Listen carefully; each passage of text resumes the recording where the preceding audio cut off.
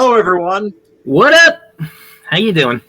Welcome to this episode of the Thursday Exchange. I know it's been a couple weeks, but life has been absolutely crazy.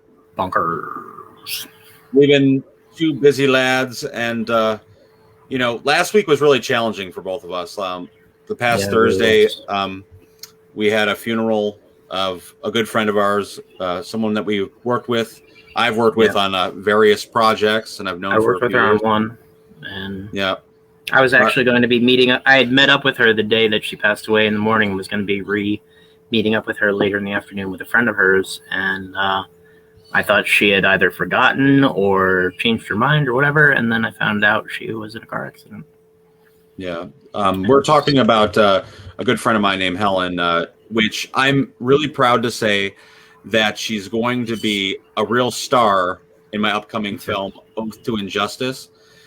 Things happen in such mysterious ways. I had talked to her a few weeks ago, and she was really excited to see Oath, and she was wondering, hey, what's going on? And we filmed this in the summer of 2019.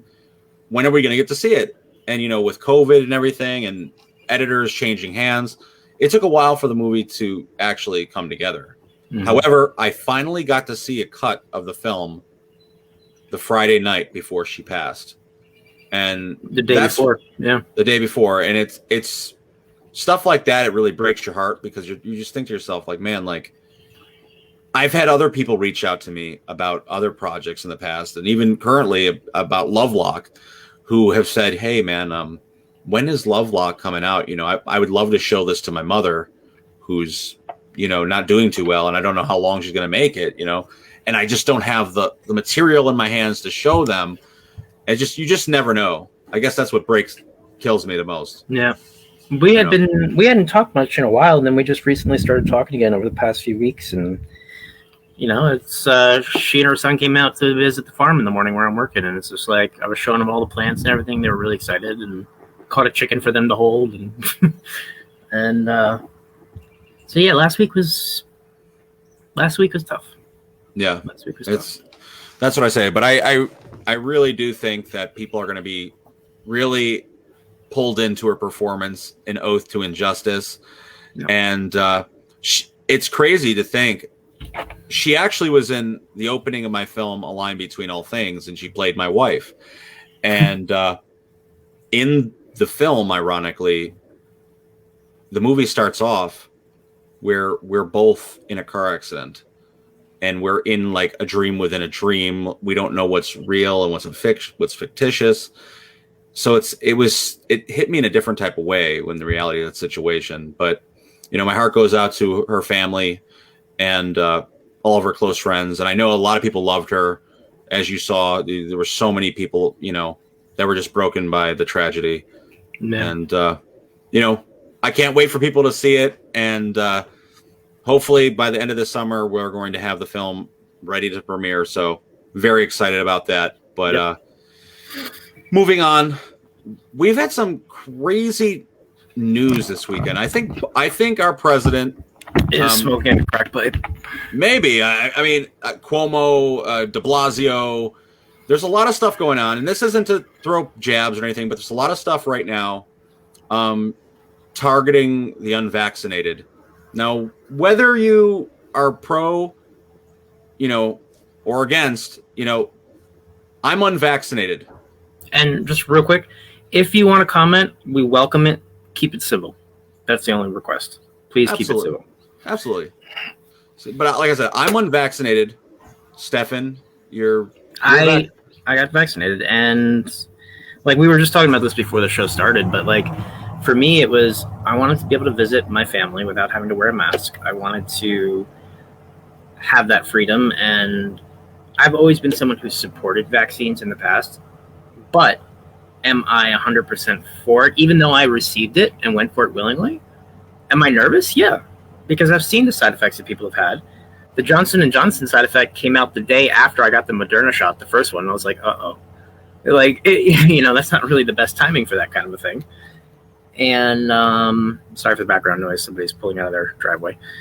But that doesn't mean that I think that you need to force people to do it. Like, what happened to personal responsibility? You get to choose what's right for you, in the sense that, like, when I worked in healthcare, if you were in a flu season, you either got the shot or you wore a mask. It was a choice. It wasn't a mandate that you had to do one or the other, but you had a choice, one or the other. Like, you could do one or the other. It wasn't just this way or the only way. And it's to me, it's very scary. I'm in a scary situation because I'm unvaccinated, and in no way does that mean I don't take the pandemic seriously. I wear a mask, I social distance, I wash my hands. You know, I take this responsibility serious. Yet I'm unsure about the vaccine, whether you prove it or not. I have my own belief system. And I'm seeing a lot of things like, quote, I'm not going to misquote Biden, but he basically was talking to a reporter and he says, if you're unvaccinated, you're less smart than I thought you were. Yeah. You're calling and the us whole thing idiots. With the booster shots, that whole thing too, just. And yeah, I know people are going to be like, oh, well, Trump says really aggressive things, but you're talking about people like with personal choices, other underlying health conditions that might not be able to take the shot. You're less smart than I thought you were. Come on. And then you got people like de Blasio in New York City saying stuff like, you know, we've come to a time where, you know, it's not an option anymore. Really? That's what's going to happen now? Like, this is our mayor who sits there acting like he's a little dictator still. And the reality, like, even before all this happened, like, people who worked on the NYPD were like, yo, I had to do duty around his house. He's a freaking pothead. Like, the guy, like, I don't have a problem with potheads or not, but don't, like, come down hard on people about different things, and just don't think that you're more than you are. You're a mayor. You're not God. Yeah, it just goes on and on. Everything that's going on this week, you got stuff from Cuomo, and it's all pushing the vaccine. You know, about going back to school, masks. You know, for the new year, because I guess the cases are rising. I understand that, but telling, you know, the Americans that have not gotten vaccinated that we need to educate them. I really truly believe the ones that haven't received the vaccination yet are probably more educated than the others. They kind of know what's up at this point. I mean, maybe some don't, but I mean, think about it. Let me retract that statement. Yeah, I don't mean that. They've made somewhat of an executive decision not to get it for some reason. But you're like, oh, we need to educate them because they're just ignorant. They just don't get it. But on the same token, if you do choose not to get it, and I respect that, and I totally give you the option to do that, don't turn around and call me an idiot or tell me that I'm going to die in 3 years. You have your opinions. I have mine. Don't try to make me feel like I'm an ass or that I'm going to die or that the world is going to end because I chose to side one way or the other. It's a needle in my arm. I understand that there are consequences. If I face those consequences, that was the choice that I made. It's none of your damn business. What was that? None of your damn business. And that's what I feel about both sides of the aisle. And a lot of people, I was watching, what the hell's his name? Cuomo's brother is on CNN, Chris Cuomo. Mm-hmm. He was talking to, I believe, a senator from Florida, and he was talking to him so aggressively with his like political angle. Clearly, I'm a Democrat, and I have to let you know that. Like, you're a news reporter. You shouldn't have an angle, but he was basically blaming, it's supposed to be objective or objective news. Yeah, it's not anymore. But he was basically telling the world that because of this senator, Florida's in the shape they're in because of him, because he doesn't believe he's for vaccines, and he believes if you want to get it, go get it. But personally, on a personal note, he's not taking the vaccine. Yeah, but because he said that, yep. You're, you don't care about grandma.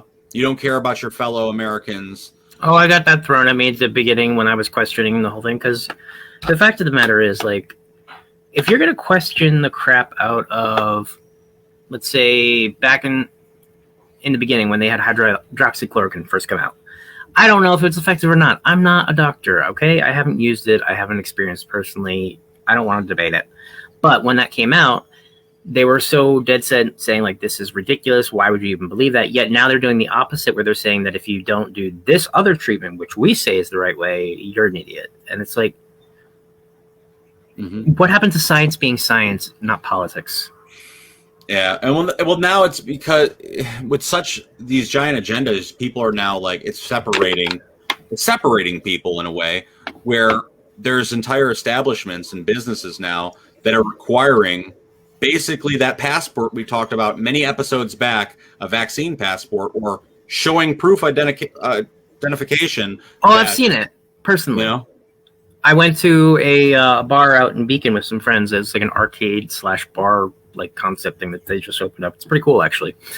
They have like the old Pac-Man machines for like a quarter, like literally just a quarter, not like $1.50 like the new ones. And you go in there, you go have beer, some fries or whatever, and just hang out. But at the door, they started carding people saying you need to have your vaccine card before you come in. And I said to them, like, I've been here for 3 hours. I need to have a vaccine card now because it's past 10 o'clock? Like, what are you smoking, man? I had the vaccine, and it's none of your business. That's what I'm saying. That's what it is. That's, you know, and that's where I'm at, and that's my political view on this. Whether you get it or whether you don't, I really don't care. I just think it's none of no one's business what medical treatment or things that you put in your body. I mean, in the past, that was your right to whether or not you wanted to divulge that information. Mm-hmm. You got a major, what's his name? Danny Myers. He's like the CEO of Shake Shack, which are, you know, the big fast food chain, burgers. And he basically says he's giving all of his employees 45 days to make that decision, or they have to look for employment elsewhere. And technically he's allowed to because he is the CEO of his company. And no customers can come in without showing proof of their vaccine. Yeah, he has the right to do that, but you know what? I'm saying technically he has the right. I'm not saying I agree. It's a slippery slope. I mean, imagine this back in the 80s, I guess. I don't want to compare the two things when you get, you know, the big outbreak of AIDS. Yeah. Big AIDS epidemic, and people are like, you have to tell me that you're, you know, people were afraid to touch a gay person because they thought they were going to die because of all the media hype around it. And misinformation. And that's what I'm worried about, you know, with people thinking they're, you know, almighty because of decisions they made. But, you know, it is what it is. I guess we're going to see in the upcoming weeks what's going to happen. I had a conversation with my sister, and she had her whole entire, you know, she was supposed to get married last October. But as we know, last October, everything was shut down, or you had to have weddings at minimal capacity. Yeah, my business basically died last year. Yeah, she wasn't looking to do that. So she had scheduled a year in advance to, you know, this October. And now she's terrified because it almost looks like we're going back that direction of masks and limitations on outings, like, you know, restaurant capacity, wedding capacity. I feel like we're going back in that direction. You know, 2 steps forward, 1 step back. I don't know. Maybe. I feel exactly how I felt last autumn, where super hopeful and excited and terrified that they're going to close the Iron Curtain again, or whatever you want to call it. I think that's what a lot of us are feeling. And that's a lot of what we're going to talk about later in this episode about like adapting to change and changes in general. But how do you, like, someone like me, my life revolves around events and planning things. I'm an event photographer. Yes. I mean, I do mixers and festivals and films and film premieres. How do you plan things when the future is uncertain? Exactly. And that's what it is. Like my sister's, like I said, going through it, where she might have to tell some of her guests, hey, listen, you didn't make the list because I got to narrow it down or whatnot. And that's... Or if they didn't have a vaccine card and the resort suddenly requires one in order to have people enter the door. And like, you know, dad can't show up, or, you know, her brothers possibly. That's... Ugh. It's scary, but I guess we'll get more into this topic as we go on. But yeah. Anyway, another topic I thought that was pretty interesting, and I talk about it a lot because I'm very into student loan debt cancellation. Yes, please. So, yes. Pelosi says that Biden doesn't hold the power to cancel student loan debt. However, Chuck Schumer and Nancy Pelosi on Pelosi's side of the aisle both entirely disagree. They believe that Biden can make an executive decision to eliminate $50,000 in student debt. I don't know what's happening because there is certain debt cancellation based on certain universities people went to. Or if you can cancel the debt of a corporation, you can cancel the debt of the future of your country. Exactly. But the issue is... But am I saying that that's not going to have consequences? No, there will be consequences to doing that. There will be. But I think you can't just cancel debt without creating some sort of transfer change. You have to change something.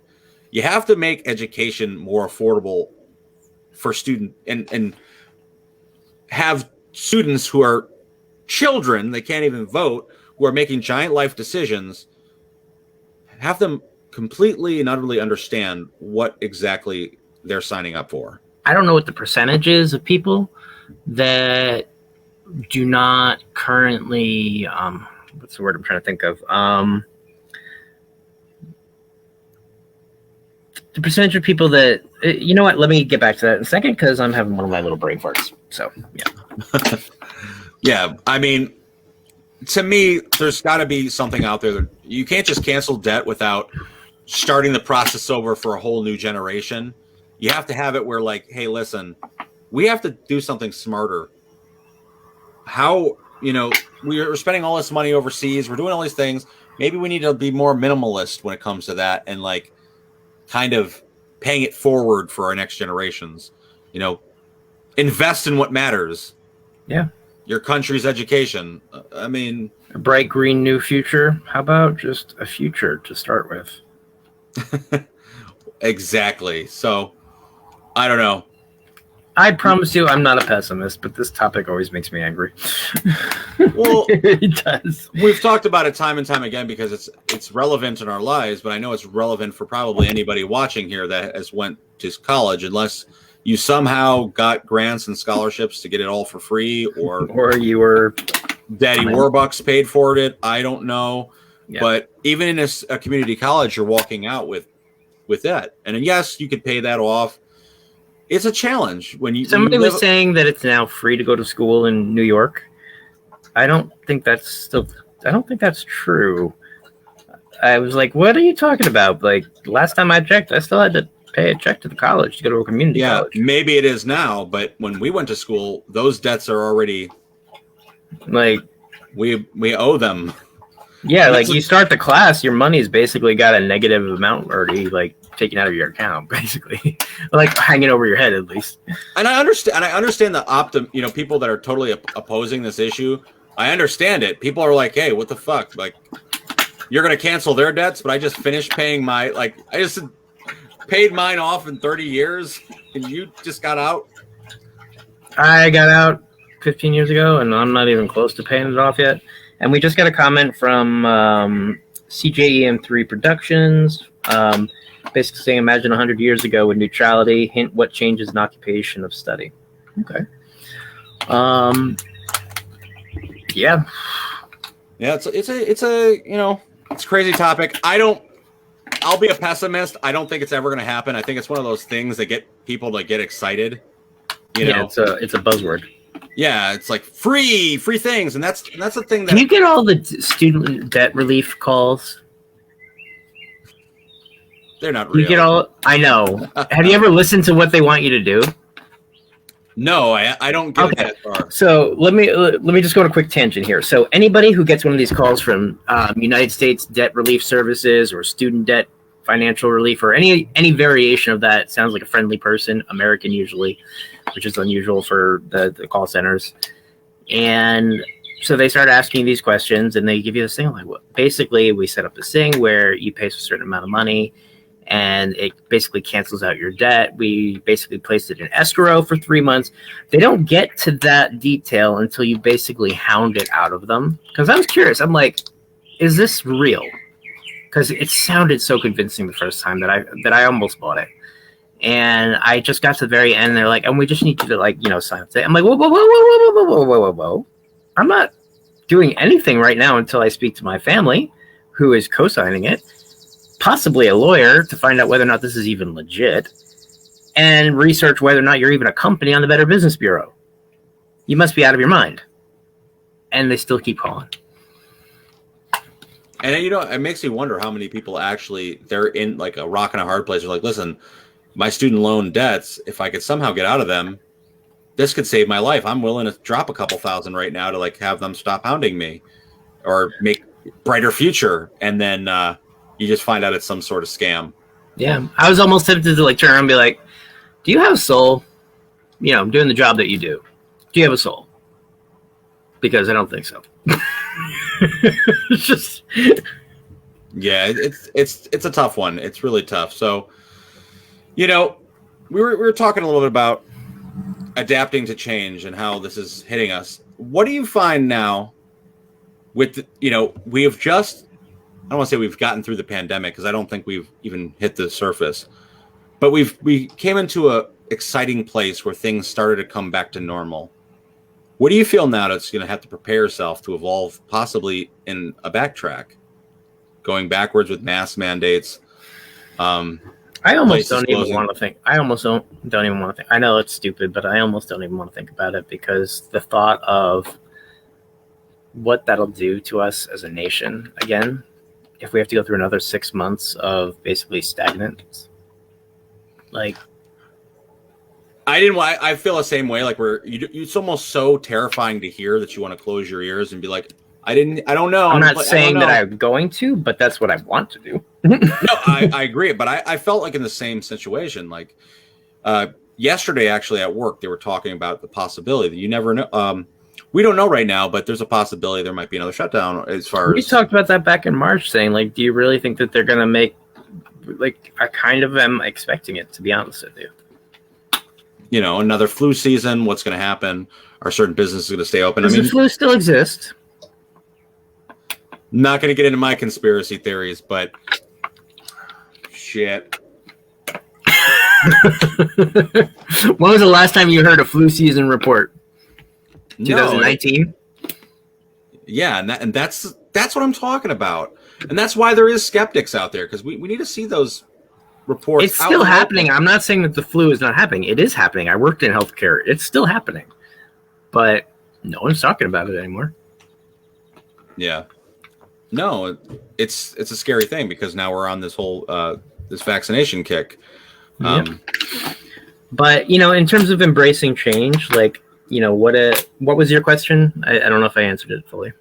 How do you how are you going to adapt to change? Like, how are you going to really prepare for something if that's going to happen? Like right now, in your situation, if you're comfortable talking about, what is your life like right now? I mean, I don't know how much detail I want to go in right now, but it's financially ain't great. Like half of America. I'm making do with what I got. I am trying to make money any way I can, picking up jobs, whether it be lawn mowing, whether it be working on this garden, which is now starting to come into season, and I'm going to start selling some stuff. Doing photography work, doing my podcast, picking up any photography gigs that I can get. Right now I'm doing like 20 different things at once, which is why despite being, on unemployment, I'm busy if not more busy than I was before. But as far as your mental health, what is your mental health wise? A hell of a lot better than it was in the beginning of the year. See, I'm only asking this because I've in a situation with so much freedom and time to adapt to change to the normalcy of going back into the workforce. And it's daunting. It's daunting because I'm not out of the workforce technically, because I am still, I'm still picking up part-time work. I am still doing my business. I am still doing the podcast. All of that, eventually I'm hoping is going to be enough to cover everything and not have to go back to working in an office, and that would be, or collect any unemployment or anything else. But it is what it is. Like I said, I don't want to get too much into it, but like, Yeah. it is what it is. It is what it is. I only ask because there's a lot of different reports I've been reading about like the people's mental health and what they're going to, how they're adapting to this. And there's so many millions of Americans in your shoes right now that are struggling, and things are about to change. I mean, Biden hadn't really passed the eviction postponement, so a lot of people are going to be getting evicted out of their homes. Yeah. And that's not necessarily like, look, there's a lot of people that took advantage of that moratorium, I will say. There are a lot of people who did. And I know people who are landlords who got screwed over horrendously. I'm not saying everybody. I'm saying there were a lot of people who needed that, but there were a lot of people who are still abusing it at this point who don't need it. And that was the issue. I mean, a lot of people made a lot more on unemployment than they did necessarily going to work. One of the articles I just pulled up that actually I found really interesting was that, and this is crazy what I'm reading. The pandemic aid programs that have happened throughout 2020 into 2021 spur a record drop in poverty across America. I almost find it hard to believe, but if you think about it, the stimulus checks, the increased food stamps, the fact that you can get food stamps and go to a food pantry and not get questioned, like you can literally go to a food pantry every week. It's just and they're not going to ask whether or not you are definitely in need. They're just going to say, "What's your name? How many people is it for?" But think about it. Just think about what I said. The pandemic aid shows a record drop in poverty across America. Why would those people getting that aid want to go back into poverty to work full time? That's the incentive. These employers need to pay their staff more money. My main issue right now, honestly, is exactly that. I have a lot of health issues that I need to take medication for. People who know me know, it's anybody who has more than one medical condition, that shit ain't cheap. Okay? You're talking monthly prescriptions, follow-up visits, tests, MRIs, anything like that you need to have, blood tests a couple times a year. A single blood test that gives you a comprehensive blood panel, it's like $600. Wow. Like, I don't know the exact price, but it's a lot of freaking money. Like, when I went to the hospital for a week back in 2014 or 15, it was a $40,000 stay. $11,000 of that went to testing and treatment. The rest of it was a room charge to cover all the other expenses of the hospital. So, that makes no sense to me. So now I'm on unemployment and I have insurance that not only gives me the ability to get the healthcare that I need at almost nothing from better providers than I got before, or the same ones even, but on top of that, I now have dental insurance and vision insurance. But and that's what I'm saying. Why would I go back? Why would you go back? And that is what the politicians, the business people that are saying, I have nobody that's willing to work for me. I know so many local businesses right here in good old Sullivan County that are closed due to not finding staff willing to work. They're not. If you're not going to pay me $20 an hour, I'm not going to work for you. It's sad. And, Sarah Faith... Because I can't afford the insurance that I have now without getting at least that. Sarah Faith just messaged inflation is the problem. And I totally agree with you. There is such inflation, but here's the thing. Cuomo, a lot of people went on protests back in 2019 and prior, a lot of the fast food workers, and they fought for what they wanted. And they got that $15 minimum wage. Meanwhile, we still got the crap that we got taking care of your parents. I'm not against it at all. No. I am not against it. But what I am against is there being two different statures of minimum wage. Yeah, for people who are low-class income to everybody else who's still earning crap but has a job. I know a lot of people, direct support professionals, CNAs, making under $15 an hour. Most of them make about 13 or 14. Yeah, and they're working with people that are severely mentally and physically disabled, people that are working with the elderly, You leave with PTSD sometimes. Yeah, they're doing really challenging things. They're administering medications. They're, after a 2-week people. training course, I'm giving your relatives psychotropic medications after 2 weeks of training on how to put medication in the cup without any real knowledge of what these medications are. And this is what I'm talking about. This is another thing. Like, these are essential employees. They've been out through this whole thing. And I'm not against there being a livable wage for fast food workers. Yeah, but raise it for everybody. And then also, you have to cut the money somewhere else, though, if you do a program like that. You can't just raise the money in every single sector at the same time and not take it from somewhere. And there will be crazy inflation. Once people are making money, there will be crazy inflation. But it's already inflated, and the people are still making dog shit wages. So if people out there wondering why they don't have employees, they're getting better things right now off the system. But it's unfortunate. I know I had a conversation with a friend of mine, and they were like, I just got a notification from, unemployment that it's ending in August. I've gotten that like 3 different times throughout the past year. They keep on extending it, and I'm dreading the day that it's not. And you know what? When it does, it happens. It is what it is. And I never in the past would have even considered staying on unemployment. But if it weren't for the health insurance part of it, I would have gone back to work already, because there are now jobs that are offering $18, $20 an hour for what I was doing before. Yeah. So what I'm saying now is, word to the employers, offer better. And this doesn't even always have to do with money. Money is a big thing because people need to pay bills. Living conditions, life. Work conditions. Treat your employees with some MF respect. Don't mandate them until they crush their souls. Exactly. If you do that, sometimes you'll have employees that are happier, healthier, and want to do more for you and your company. So that's my little shtick on that. But the adapting to change is we're gonna see a lot of changes in our country, in our local communities in the next few months, because people are going to be forced to get back into the workforce. So their mental health, it's going to be changing. I mean, you're going to be making less money, and you're going to have to do a lot more work to get less money. Yep.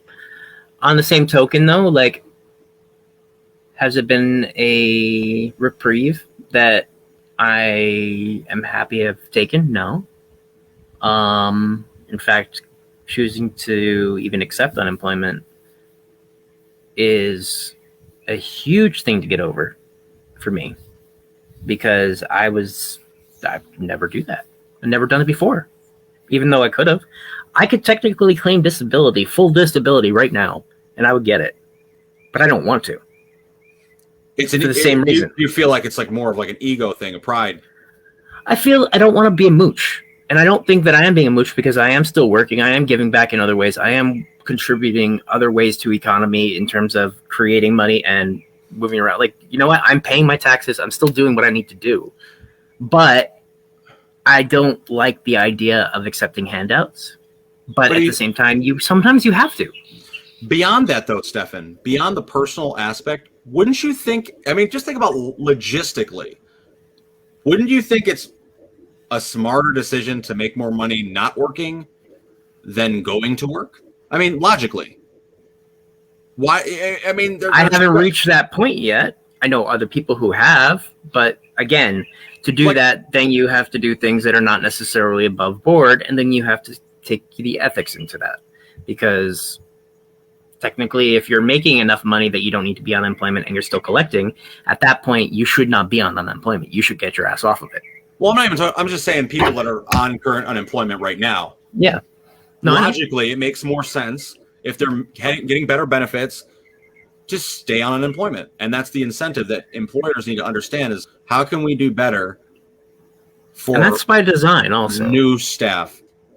It's by design. It's kind of like the whole educational process. We talked about, you can't just cancel student debt without having a plan for the future of what we're going to do for the next generation of people, and how we're going to do a work trade program similar to what community colleges do. Make the college free, but make them guarantee that they will stay, whether or not they like that job or not, for at least 5 years in the industry that they got their education in, so that they can contribute back to the industry that paid for it. It sucks. It'll teach you character, You'll earn money. You'll help the economy. You'll be able to recover from student loans a lot sooner. It won't be required necessarily to come directly out of tax dollars because it'll be refunded by the fact that you're being contractually obliged to continue working in that field rather than just being like, well, I changed my mind like I did. We all did. And that's the problem with those going back to education, when you're having these 17, 18-year-olds taking out and having co-signed loans for thousands upon thousands of dollars on things that their brain... And then they sell your loans to other debt companies. Yeah, your brain's not even developed enough to really make these decisions, because I don't know how many times I've changed my majors. And, you know, some people will criticize that also and say, like, you need to focus on certain things. But, you know, eventually you will find your way. Some people find it faster than others. Absolutely. And everybody has a different circumstance, you know. But I think, you know, with an ever-changing world, more and more we've noticed ourselves forced to adapt to new realities. We talked about the idea at the very beginning of this podcast, probably episode 1. The reason why this podcast even exists is because we're in a time when being in person was difficult. So technology has boomed during this time period. You're seeing festivals, like I did my online festival twice, 2020 and 2021, entirely online, because you want to stay in the game, don't you? And I never thought I'd say this either. On the same note of like adapting to change and like embracing it, and then also being grateful for things that have gotten better, because you can't just be angry at everything. Like, I know we talk about a lot of stuff on a very pessimistic slant because there's a lot of things going on right now that we're not happy about. Okay, it is what it is. I'm not generally a pessimist about these topics. I'm not exactly an optimist, but in general, I try to look at things in life, you know, that are positive. And one of the things that, to this day, that I never thought it would be something that would make me feel cheerful, is when I walk into a store and I see an old person without a mask on smile at me and say hello, and not recoil in terror that I'm going to kill them by breathing on them. It's inspirational, but I don't know why. It's funny, but I got some sort of comedy out of that one. It really is funny, but like there have been a number of times where I've seen like walk down other aisles, and I'm like, I'm not gonna lick you. Like, I understand, because in the beginning I was the same way, and so I sympathize with it. I mean, I was definitely a little off the deep end in the beginning. But you know, I didn't know what we were dealing with.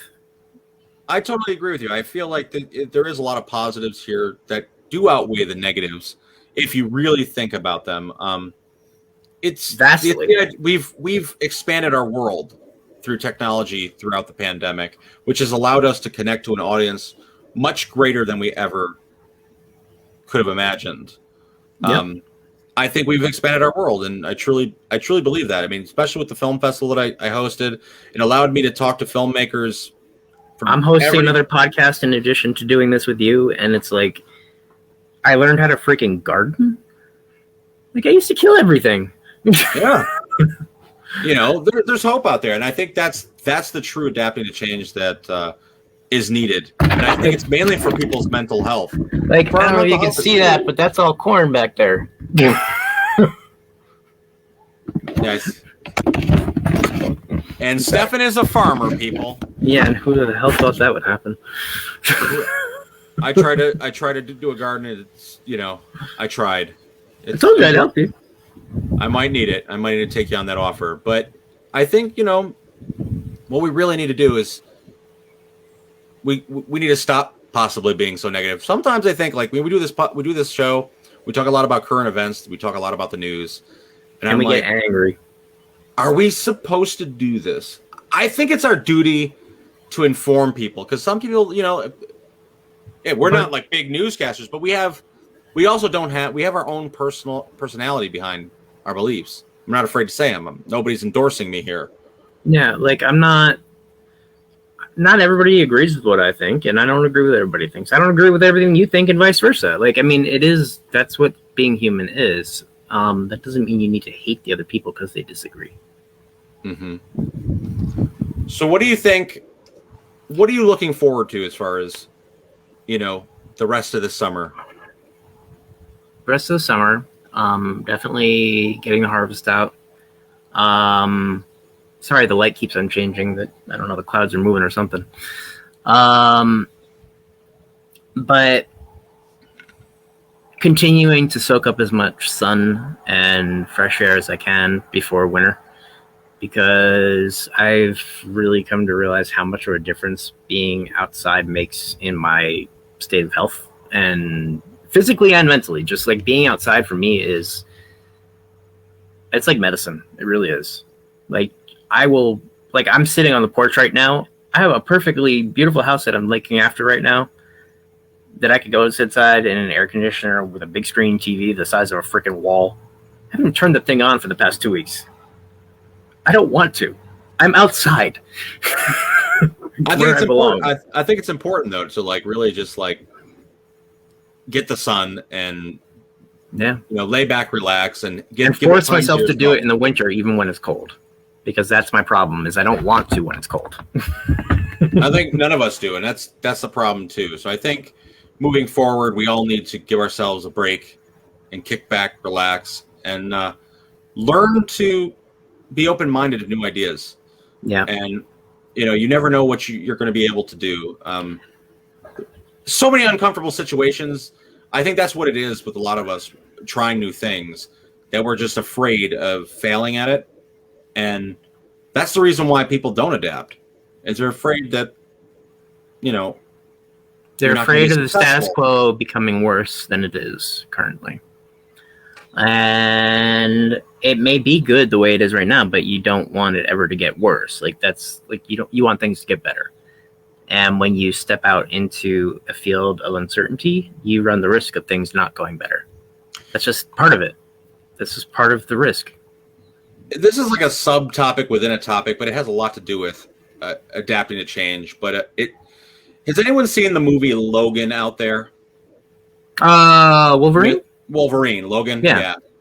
Well, it's a very controversial movie. I'll spoil it for you, but Wolverine dies. And I was watching a YouTube basically breakdown of the film and how important it is for finality, and how a lot of the MCU Marvel movies, they're continuing on this endless, infinite loop, and there's no real evolution. It just continues and continues. It's kind of Somebody made a joke on a comedian show the other day about Spider-Man. Did you see the new Spider-Man? No, but it's the same as the last 15 of them. Exactly, and that's what it. I think even with storytelling, we have to adapt our storytelling to get to a conclusion and to move past that. It's like life in general. Like, what is the purpose of life? Why are we here? I do think that in some ways, maybe we should discuss this too, but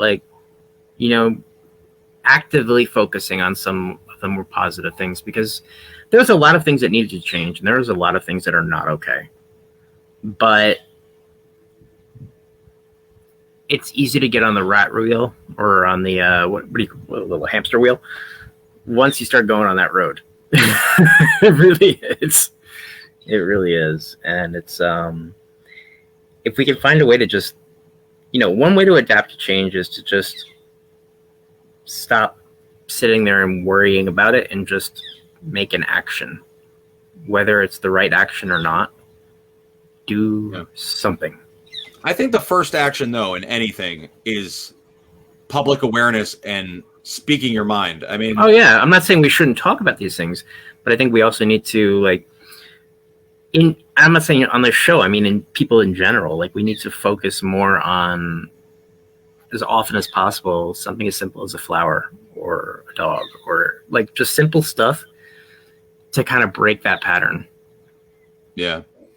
I definitely agree. We talk a lot about motivation, self-motivation in the past, and do what you know and do what you love. Sometimes change is inevitable, but let's just say you're somebody that loves film, or like me. I don't know everything about film. So for me, adapting to change is learning a skill I don't know in film. Make it relative to you if it's something that you're afraid to overstep that boundary. I'm not telling you adapt to change by jumping off a out of a plane. Go free climbing with no experience. Yay! Uncertainty is real. We all know that. I was just telling you about my sister's wedding. It's uncertain. Me planning the next film festival. We have a planning committee. You're a part of it. We meet every Monday and we discuss a film festival in 2022, which is going to be bigger than ever. Yet the uncertainty is, where will our world be in 2022? Will we be allowed to have a festival? We can let the pessimism destroy us, where we just say, well, we'll wait until everything gets better. Or we can just roll with the shots and come what may. But protect ourselves in the meantime. That's the way we adapt, is protect ourselves.